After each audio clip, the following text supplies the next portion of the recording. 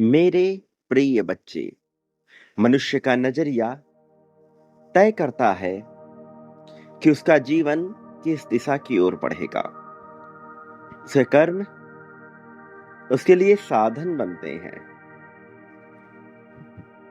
विभिन्न तरह के क्रियाकलाप उसके लिए मार्गदर्शन बनते हैं। किंतु अंततः ये उसका नजरिया है, उसकी मानसिकता जो पूर्ण रूप में तय करती है उसका भविष्य। ये उज्जवल है, पतनकारी है, चमकदार है, चमत्कारिक है, या पूरी तरह प्रयोग की प्रायिकता से भरा हुआ है। यह सब तय होता है उसके अपनी सोच से। वो नजरिया जिसे वो अपने अनुसार विकसित कर सकता है। यदि उसे लगता है कि उसके नजरिए में खोट है तो थोड़े से अभ्यास से वह उसे परिवर्तित कर सकता है। यदि उसे लगता है कि उसका नजरिया बेहतर है तो उसे और भी ज्यादा परिष्कृत करके वह अपने लिए बेहतर चीजों को प्राप्त कर सकता है। अंततः यह तय हो जाता है कि वह अपने नजरिए के परिवर्तन से सारी चीजें हासिल कर सकता है। आज तुम्हें यह दिव्य संदेश प्राप्त हो रहा है क्योंकि तुम्हें तुम्हारे नजरिए में बदलाव की आवश्यकता है। और ब्रह्मांड की मनसा यही है कि तुम इसमें बदलाव कर सको। नियति की पुकार यही है कि तुम्हारी पुकार सुनी जा सके। मांग यही है कि तुम सही दिशा का चयन कर सको। जीवन को एक संघर्ष के मैदान के बजाय, एक रणभूमि के बजाय एक उत्सव की तरह देख सको, क्योंकि जीवन उपभोग का एक अवसर है, उत्सव है, जश्न मनाने का एक अवसर है। जीवन केवल त्याग या तपस्या का नाम नहीं है, बल्कि पूरी तरह प्रेम और खुशी के साथ जीने का एक अवसर है। उत्सव का अर्थ है एक ऐसा पल जिसमें हर समय खुशहाली छाई हो। उत्सव, त्योहार, इसका अर्थ यही होता है कि खुशी ही खुशी हो और किसी तरह का गम ना हो। जहां बेहतर पहनना हो, बेहतर ओढ़ना हो, बेहतर मिलना हो, बेहतर संबंध हो, बेहतर खाना हो और पूरी तरह से बेपरवाह होकर जीना हो। यह अवसर ही उत्सव कहलाता है। और उत्सव जब जीवन बन जाता है तो जीवन से ज्यादा खूबसूरत इस संसार में कुछ भी नहीं लगता। क्या तुम जानते हो इस जीवन में सबसे खास क्या है, सबसे महत्वपूर्ण क्या है? क्या यह धन है? क्या यह सेहत है? क्या यह प्रेम संबंध है? क्या यह काम है? क्या यह किसी तरह का अन्य कार्य या प्राप्ति की वासना है? मेरे प्रिय, जीवन उत्सव बनता है, जीवन अवसर है। वास्तव में इन सब की समग्रता का जीवन में सबसे महत्वपूर्ण स्वयं जीवन ही है। और जीवन का अर्थ होता है यह सब जो मैंने बोला, समग्रता में, संतुलन में इसे प्राप्त करना। तुम समग्रता में, संतुलन में इसे प्राप्त करने के करीब ही हो। ध्यान के उद्देश्य को समझना होगा। ध्यान केवल इसलिए नहीं है कि तुम त्याग मुक्त, त्याग रहित, त्याग सहित या त्याग से ओतप्रोत हो जाओ। ना त्याग से मुक्त होना, ना त्याग में समर्पित होना। त्याग का भी त्याग कर देना ही जीवन है। जीवन है जब कुछ भी शेष ना रहा, फिर भी सब पा लिया। जीवन है जब पाने को कुछ ना बचा और होने को कुछ ना रहा, बावजूद जब तुम सबसे धनी रहे। जीवन है ये, जीवन मूल है तुम्हारे अपने खुशियों का। इसमें तुम्हारी खुशियों से ज्यादा महत्वपूर्ण कुछ भी नहीं, और वही तुम्हें मिलना है मेरे प्रिय।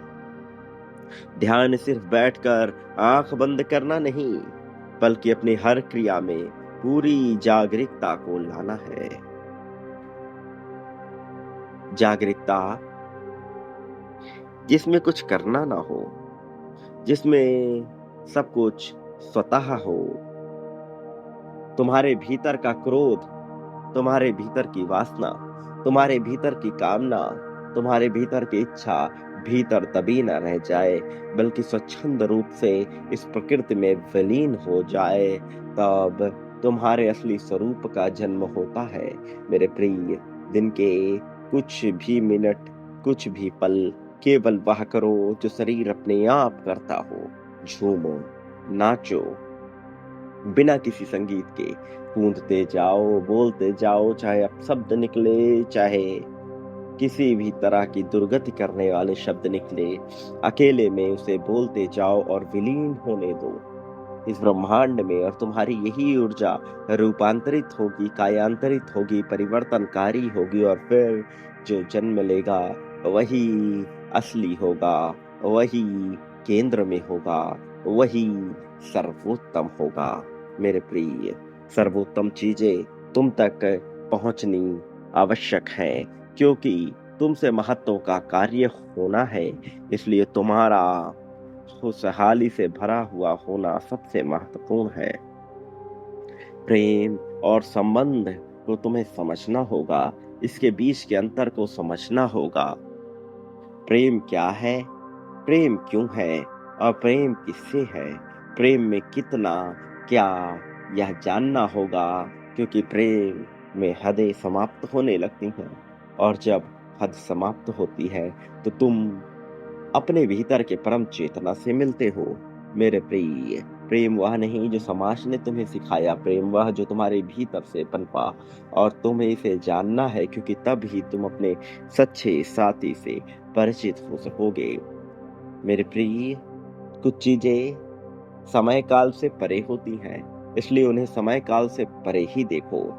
न उम्र, न किसी भी तरह का बंधन, इनसे परे होकर कुछ देखना और सोचना पड़ता है। क्योंकि तुम अपनी उम्र को देखते हो एक निश्चित समय काल में, लेकिन मैं परम चेतना के रूप में देखता हूँ तुम्हें अनंत से असीम तक की स्मृतियों में। मेरे प्रिय, कुछ बातें तुम्हारी समझ से थोड़ी परे होती हैं, लेकिन उसका यह अर्थ नहीं कि उसका मूल्य यदि तुम नहीं जानते तो उसका मूल्य नहीं है। मूल्य बहुत ज्यादा है, बस तुम्हारे समझ में भी वह विकसित नहीं हुआ। परंपरा और अविश्वास से जब तक तुम्हारी मुक्ति नहीं होगी, तब तक तुम्हारा पूर्ण समर्पण हो न सकेगा। इसलिए तुम्हें अंधविश्वास को पूरी तरह से हटाना होगा, विलीन करना होगा इस ब्रह्मांड में, ताकि तुम मुक्त होकर जी सको। क्या तुम जानते हो कि मैं हर पल तुम्हारे समर्थन में क्यों रहता हूँ? मेरे प्रिय, तुम मेरे वह अंश हो जो प्रथम दृष्टया बने थे, जो पहली नजर में बने थे, जो पहली नजर के प्रेम से उमड़े थे। शक्ति और चेतना, इसके मिलन से जो जन्म हुआ वह आत्मा हो तुम। और जब तुम संसार के प्रारंभिक बिंदु में हो तो फिर तुम्हें अनदेखा किया नहीं जा सकता। चुनौतियां और संघर्ष यह केवल तुम्हारे विकास के लिए है। इससे भयभीत नहीं होना, घबराना नहीं। अपने भीतर से भय को पूरी तरह से निकाल कर, उखाड़ कर फेंक दो, और फिर जो तुम बचेगा वह सब तुम हो, सर्वोत्तम हो। मेरे प्रिय, याद रखो, तुम पर कोई अधिकार नहीं जमा सकता, क्योंकि तुम मेरे साथ हो। तुम्हारी जीत निश्चित तौर पर होगी, इसमें कोई संदेह नहीं है। लेकिन तुम रुक नहीं सकते, थम नहीं सकते। तुम रुक रहे हो, थम रहे हो, थमना नहीं है, रुकना नहीं है।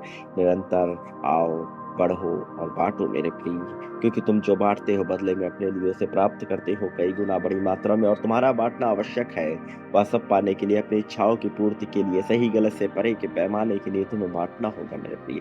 अभी इस पल में संख्या 51 विस्तार लेकर उसी क्रम में बांटते हुए आगे बढ़ो मेरे प्रिय। संख्या 99,999 अपनी प्रगति के लिए, और फिर देखो चमत्कार कैसे होता है। संख्या 1111 तुम्हारी जीत के लिए, तुम्हारे उत्थान के लिए, तुम्हारी उन्नति के लिए। याद रखो, तुम्हारे उत्थान में संसार का उत्थान छुपा है, तुम्हारे कल्याण में संसार का कल्याण छुपा है।